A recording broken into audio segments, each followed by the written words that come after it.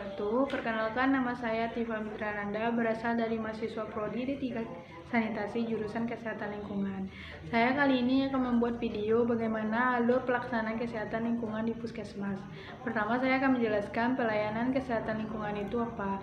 Pelayanan kesehatan lingkungan adalah kegiatan atau serangkaian kegiatan guna ditujukan untuk mewujudkan kesehatan lingkungan yang sehat baik dari aspek fisik, kimia, biologi, maupun sosial, yaitu gunanya untuk mencegah penyakit dan atau gangguan kesehatan lainnya yang diakibatkan oleh faktor risiko ke lingkungan. Selanjutnya itu ada beberapa alur pelaksanaan kesehatan lingkungan di Puskesmas. Pertama yaitu konseling, yang kedua inspeksi kesehatan lingkungan, yang ketiga yaitu tindak lanjut kesehatan lingkungan. Yang pertama ini konseling, ada beberapa langkah yang dilakukan oleh seorang sanitarian dalam melakukan konseling dengan pasiennya, yaitu disingkat juga dengan 17. 17 ini yaitu yaitu salam dan sambut, T tanyakan, dan tu bantu, C yaitu jelaskan, dan U ulangi. Setelah melakukan langkah konseling, yaitu 6 langkah tadi yang disingkat 17 tadi, maka dilakukan yaitu inspeksi kesehatan lingkungan. Ya, seorang sanitarian akan mendatangi rumah pasien yang telah melakukan konseling di Puskesmas dengan sanitarian tadi, dan membawa lembaran observasi inspeksi kesehatan lingkungan. Dan itu dari penjelasan dari saya. Selamat menyaksikan video saya. Assalamualaikum warahmatullahi wabarakatuh.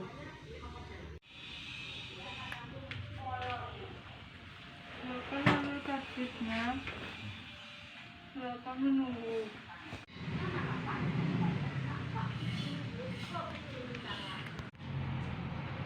Apa keluhan ada beberapa hari ini? Sakit perut Kak. Udah berapa hari? 3 hari. Nanti saya berikan obat. Nanti saya rujuk ke klinik sanitasi ya. Ya Kak. Silakan ke klinik sanitasi.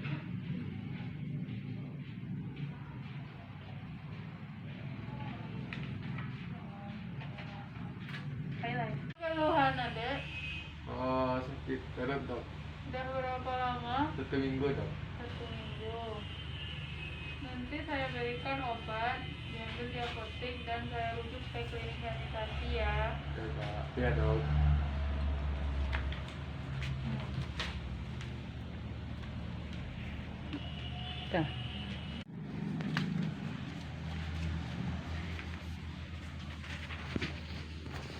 Ayo Dok. Siapa nama ada?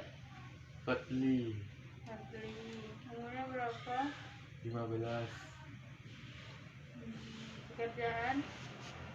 Masih seorang pengajar. Ada. Alamatnya? Jelas Pak. Lupa sama. RT? 01. Nah. Jadi berdasarkan yang konsultasi di poli umum tadi, apa keluhannya? Oh, sakit perut Mak. Sakit perut. Sejak kapan sakit? 1 minggu belakangan ini dah Bu. 1 minggu. Sebelum sakit makan atau minum apa? Oh, yang bergas-gas nih Bu. Berkas. Di mana? Di Petokon. Koran. Sumber air bersih di rumah berasal dari mana? Dari PDAMK, sumur gali. Sumber gali. Sumur gali. Oh, kalau sumur ada jaraknya 10 meter dari jamban, dari kloset.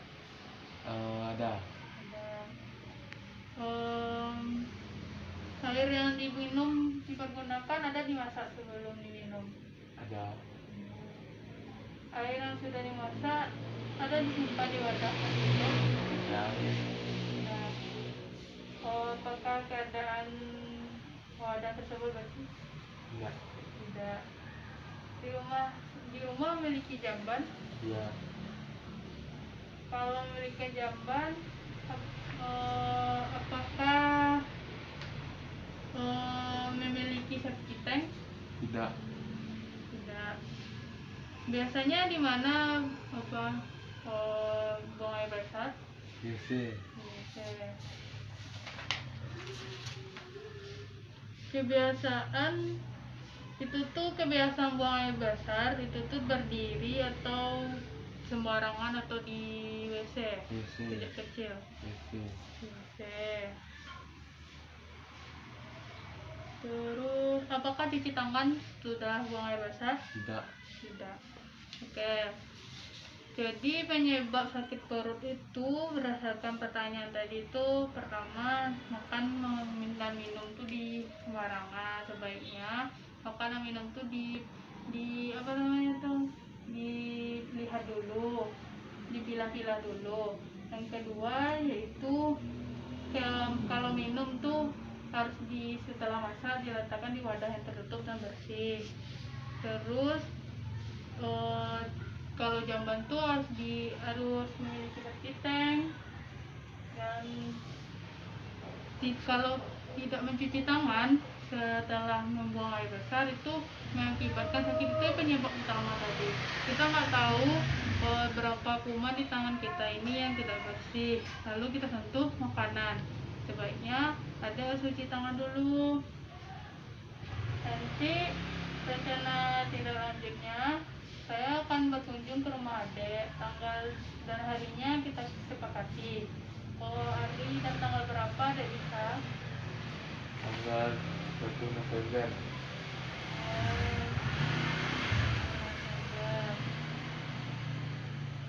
Oke, nanti saya akan ke sana. Selanjutnya silakan ambil obatnya dan minum obatnya sesuai anjuran dokter. Terima kasih, Bu. Dari video tadi, sanitarian telah melakukan inspeksi kesehatan lingkungan ke rumah pasien. Maka langkah selanjutnya yaitu tindak lanjut kesehatan lingkungan. Dan sekian video saya. Assalamualaikum warahmatullahi wabarakatuh. Assalamualaikum warahmatullahi wabarakatuh. Sebelumnya kita memulai acara ini, terlebih dahulu kita perkenalan. Kata orang, sebelum kita memasuki acara ini, maka kita terlebih dahulu perkenalan. Kata orang, tak kenal maka tak sayang maka tak cinta. Jadi perkenalkan, nama saya Tifa Midrananda. Biasanya saya dipanggil Tifa. Saya berasal dari mahasiswa D3 Sanitasi jurusan Kesehatan Lingkungan Poltekkes Kemenkes Padang. Saya di sini melakukan intervensi. Nah, intervensi ini merupakan salah satu tugas mata kuliah saya di kampus ibu-ibu. Jadi kebetulan saya memilih intervensinya tentang penyakit diare. Sebelumnya intervensi ini sebelum intervensi kita melakukan beberapa tahap pelayanan kesehatan. Seperti orang datang ke puskesmas lalu berkonsultasi. Yang kedua yaitu inspeksi sanitasi. Inspeksi sanitasi ini datang ke rumah pasien, dan selanjutnya itu intervensi.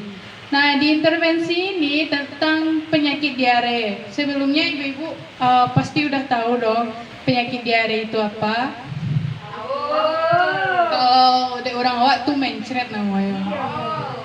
Nah, kalau di bahasa Indonesianya apa itu diare? Yaitu buang air besar lebih encer daripada biasanya, atau disebut juga dengan mencret. Nah, kalau ciri-cirinya itu lebih dari 3 kali dalam sehari. Pulang balik wak dari WC gitu ibu-ibu.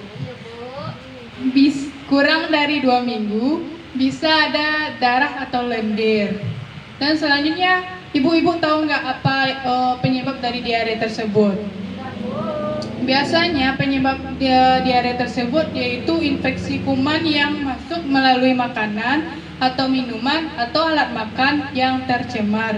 Jadi ibu-ibu kalau mau makan, minum, itu terlebih dahulu mencek apakah kebersihan dari makanan dan minuman tersebut. Dan selanjutnya itu resiko dari diare. Nah, di sini ada beberapa resiko dari diare. Yang pertama, kekurangan cairan dan dapat kematian. Ada kata orang kalau makan nggak apa-apa, tapi kalau udah minum beberapa hari itu dapat menyebabkan kematian. Apakah ibu-ibu pernah mendengar istilah tersebut? Jadi kita kekurangan cairan tersebut itu kurang memakan buah-buahan yang mengandung mineral. Selanjutnya yaitu kurang gizi. Nah, kurang gizi ini dapat menyebabkan pertumbuhan anak terganggu atau stunting. Di Indonesia ditemukan banyak yaitu beberapa stunting pada anak. Yang selanjutnya yaitu kejang. Nah, bila anak-anak ibu diare, ada beberapa hal yang harus diperhatikan. Yang pertama yaitu beri cairan lebih banyak dari biasanya. Yang pertama Oralit atau paling baik. Yang kedua air sup, air tajin atau air matang. Yang ketiga yaitu larutan gula garam. Ini biasanya kalau di kampung-kampung biasanya orang tua memberikan anaknya itu larutan gula dan garam kalau ketika mencret. Selanjutnya itu berikan makanan cukup dan bergizi. Berikan makanan cukup bergizi ini itu 5 sehat 4 sempurna. Nah, ibu-ibu sudah tahu itu. Di dalamnya ada karbohidrat, protein, serat, mineral, vitamin. Nah, selanjutnya itu cara mencegah terjadinya diare. Ada beberapa hal cara mencegah terjadinya diare. Yang pertama itu memberikan makanan yang bersih.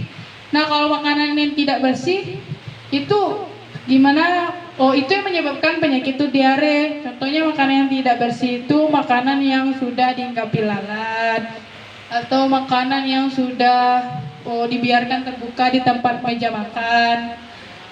Yang selanjutnya itu membersihkan makanan terlebih dahulu sebelum dimakan. Contohnya sebelum diolah, sebelum ibu-ibu masak sayur, masak bahan mentah itu terlebih dahulu dicuci.